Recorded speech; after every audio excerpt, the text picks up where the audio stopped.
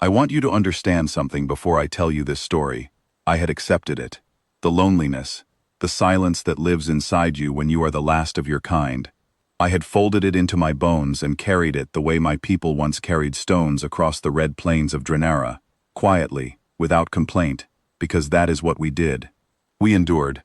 My name is Kale Vishari. I am Drennari. Or I was. I suppose both are true. I still breathe. My heart still beat. Yes, I have two of them. And before you ask, neither one has worked properly in 11 years. Not since Drennari burned.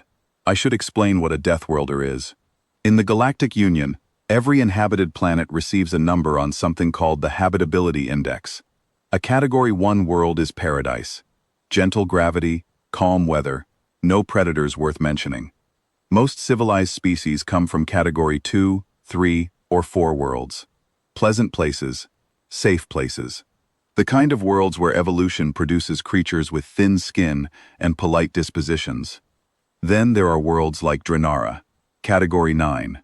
High gravity that thickened our bones until they were nearly unbreakable. Storms that could strip flesh from rock. Predators in every shadow, every river, every sky. We evolved to survive all of it. Dense gray skin, retractable claws, 4-chambered lungs that could filter toxic air, slit pupil eyes that could see in near total darkness.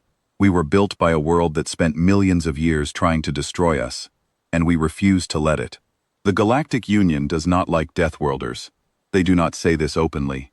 They smile, they nod, they assign us quarters with reinforced floors, and keep the gravity set to 0.4 G, so their delicate citizens feel comfortable, and they never once ask if we feel comfortable too. I have lived among them for 11 years, and in all that time, not a single person has touched me without flinching first. I was the last. The Union census confirmed it 4 years ago. Drennari, gone. Our 2 colony worlds, lost to plagues that followed the stellar collapse. 600,000 drennari at our peak. And then one, just me, walking through space stations built for creatures I could accidentally break, smiling carefully so no one could see my teeth. I had made peace with it. Or I had told myself I had. There is a difference, but when you are alone between the stars, it stops mattering. That is who I was when I met her. I had taken a job escorting cargo through the Mara Expanse, a stretch of space near the galactic rim where piracy was common, and good escorts were rare. The merchant captain was a Velu, named Sorrel, an insectoid with 4 arms, and a nervous habit of clicking her mandibles when she was afraid, which was always. She hired me because my reputation preceded me. Boarders tended to rethink their plans when they saw a drennari standing in the airlock. During the briefing, Sorrel mentioned we would be picking up a second escort at Waystation Geth 4. I asked the species. She checked her manifest, blinked all 6 of her eyes, and said a word I had never heard before. Human. I searched the Union species registry that night. The entry was short, recently added, and it carried a classification tag I had never seen attached to any species in the database. Galactic Habitability Index. Planet of Origin. Sol 3. Locally known as Earth. Category 12. I read it 3 times. Then I read it again. Category 12. My homeworld. The world that had forged my bones and sharpened my claws and given me 2 hearts to keep me alive through everything it threw at me, had been a Category 9. Whatever world had made these humans was 3 full categories more dangerous than anything that had made me. For the first time in 11 years, my heart did something it had forgotten how to do. It raced. We docked at Geth 4 2 days later. I stood at the boarding ramp with my arms folded, and my expectations somewhere between terrified and hopeful. Category 12 should mean something enormous, something armored, something with natural weapons that would make my claws look like decorations. The human walked up the ramp carrying a bag over one shoulder. She was shorter than me, by a full head and a half. Her skin was soft, no armor plating, no scales, no dermal ridges. Her hair was dark and pulled back from her face. She had scars on her hands, and along the side of her neck, pale lines against brown skin that told stories I did not yet know. She wore a battered jacket with patches I could not read. She looked up at me and smiled. "Corporal Marin Voss," she said. "You must be Kale." I shook her hand. Not drennari firm, but stronger than any Union species I had ever touched. There was something in the way her fingers closed around mine, a confidence, a steadiness, that made me hold on a moment longer than I should have. She stepped into the cargo bay, where the gravity was set to the standard Union 0.4 G, and she did not stumble. She did not float or drift or grab for handholds the way most species did when gravity dropped below their native range. She walked like the low gravity was a minor inconvenience she had solved years ago. I watched her move, and something inside me shifted, something old and heavy and tired. The cargo run took 9 days, 9 days of shared shifts and recycled air, and meals eaten side by side in a galley built for species half our size. And in those 9 days, Maren Voss quietly dismantled everything I thought I knew about what a Deathworlder could be. It started small. I asked her about Earth. She pulled up images on her personal device and handed it to me the way you might hand someone a photograph of your family, casually, warmly, unaware that what she was showing me would keep me awake for 3 nights. Earth's oceans are salt water, not fresh, salt. The kind of chemical solution that corrodes metal over time, and humans swim in it, for enjoyment. The planet has tectonic plates, massive slabs of rock that shift and grind against each other, splitting the ground open, shaking cities to rubble. Humans build their homes on top of them. When the ground shakes and the buildings fall, they clear the debris and build again. In the same spot, there are electrical storms that set the sky on fire. There are frozen wastelands where the temperature drops so far below freezing that exposed skin dies in minutes. There are deserts where the heat can stop a heart, and humans live in all of these places. Not because they have to, because they choose to. I asked her how. How does a species with no claws, no armor, no venom, no natural weapons of any meaningful kind, climb to the top of every environment on a world that hostile? She tapped the side of her head and grinned. We are stubborn. Over the following days, she told me more. She told me that humans are persistence predators, that her ancestors hunted by chasing prey across open ground for hours, sometimes entire days, until the animal collapsed from exhaustion.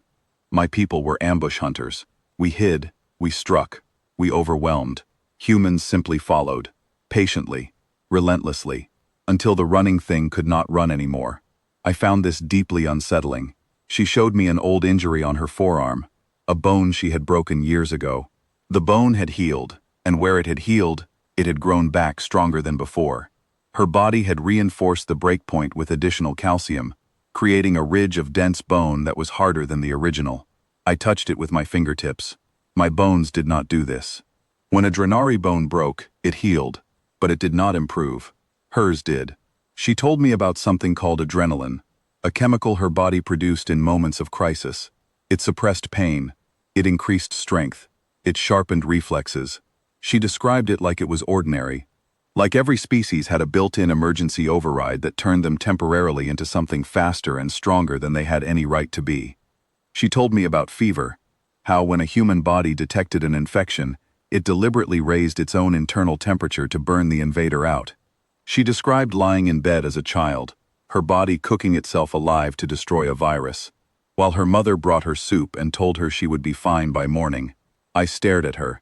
My species needed external medicine for most infections. Hers weaponized their own biology. You are terrifying, I told her. She laughed. She had a good laugh, loud and sudden and completely unguarded. I get that a lot out here, she said. I told her about Drennara. I do not know why. I had not spoken about my homeworld to anyone in years, but something about Maren, something about the way she listened, leaning forward with her elbows on her knees and her eyes steady on mine, made me want to. I told her about the red plains, the twin moons, the way the wind sounded coming through the Vishari Canyon at dusk. I told her about my family, my unit, the 600,000, and then I told her about the collapse, the star that swallowed everything. She went quiet for a long time, not the uncomfortable silence of someone who did not know what to say, the respectful silence of someone who understood that some things were too large for words. Then she said, simply, I am sorry. You should not have had to carry that alone. No pity in her voice, no careful, fragile sympathy. Just understanding, the kind that only comes from someone whose bones know what survival costs. We were sitting in the observation lounge when I asked the question that had been building inside me since Geth 4. How many of you are there? She looked at me. Humans? On Earth? Yes. About 11 billion. I did not speak for a very long time. 11 billion. My people, forged on a Category 9 world, hardened by millions of years of unforgiving evolution, had peaked at 600,000. This species, shaped by a world 3 categories more dangerous than mine, numbered 11 billion. 11 billion persistence predators, with self-healing bones and chemical emergency overrides, and the stubborn, relentless refusal to stop building on ground that tried to swallow them. Marin saw the look on my face. Kale? What is wrong? I told her. I told her about the 600,000, about being the last, about the census confirmation, and the quiet, enormous weight of existing as the final echo of a dead world. She stood. She crossed the small distance between us, and she did something that no one in the Galactic Union had done to me in 11 years. She put her arms around me, not carefully, not with the hesitation I had come to expect from every species that looked at my gray skin and dense bones and saw something dangerous. She held me firmly, with pressure and warmth, and the unmistakable message that she was not afraid of me, that she was here, that she was not letting go. I am 7 feet tall. I have claws that can score metal. I have 2 hearts and bones that can withstand forces that would shatter most species in the galaxy. And this small, soft, impossible creature held me like she could keep the universe from taking anything else. I did not pull away. When the cargo was delivered, and Sorrel had paid us both, with a generous bonus, and the wide-eyed gratitude of someone who had watched 2 Deathworlders work, I assumed we would part ways. That is how it works in the Expanse. You do the job. You move on. But Marin did not leave. She told me she was not just a freelance escort. She was a forward scout for the United Earth Exploratory Corps, humanity's first organized expedition into the wider galaxy. They were mapping, learning, building relationships, and they were looking for allies.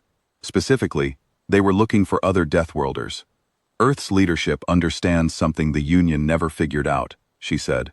Deathworld species are not mistakes. We are not accidents of hostile evolution that the galaxy needs to tolerate. We are survivors, and survivors should stand together.